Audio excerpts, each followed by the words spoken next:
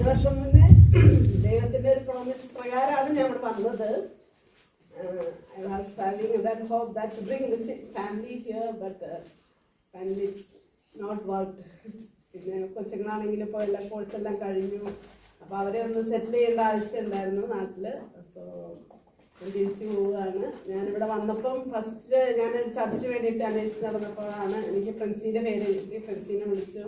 The next day I could able to come here in the church. അന്ന് മുതൽ അവരെല്ലാ കാര്യത്തിലും നമുക്കൊന്ന് വിളിച്ചു കഴിഞ്ഞാൽ ഉടനെ ഒരു ഈവൻ ഞങ്ങൾ താമസിച്ചുകൊണ്ടിരുന്നത് കിൽക്കീലി എന്നുള്ളൊരു സ്ഥലത്തായിരുന്നു. It's very far from here, around 1 hour journey. But അവരവിടെ വന്ന് ഞങ്ങളെ കൊണ്ടുവരുമായിരുന്നു ഫെലോഷിപ്പിന് വേണ്ടിയിട്ട്. they were very helpful and they continue ചെയ്യാൻ വേണ്ടി ഞാൻ പ്രാർത്ഥിക്കാം.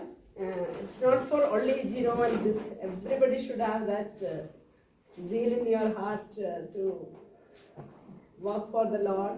And നമുക്കറിയാം ഈ ചർച്ചിൽ ഞാനൊരു മിഡിൽ ഈസ്റ്റിൽ അവിടെ നിന്നാണ് വന്നത്. പക്ഷേ അവിടെ നോക്കുമ്പോൾ മുസ്ലിം കൺട്രിയാണ്. പക്ഷേ ചർച്ച് വാസ് ഫുൾ നമ്മൾ ആൾക്കാരുണ്ട്. അത്രയും ഫെയ്ത്ത്ഫുൾ ആയിട്ടൊരു ബാക്ക്ഗ്രൗണ്ടിൽ നിന്ന് വന്ന്. But when I came here I was very sad to see that there was few people in the church, and so I was praying for that. Anyway, നിങ്ങളാണെങ്കിൽ ഓരോ ആത്മാക്കളെയും കൊണ്ടുവരേണ്ടത് നമ്മളതൊരു ഉത്തരവാദിത്വത്തോടെ എടുത്ത് ചെയ്യാം.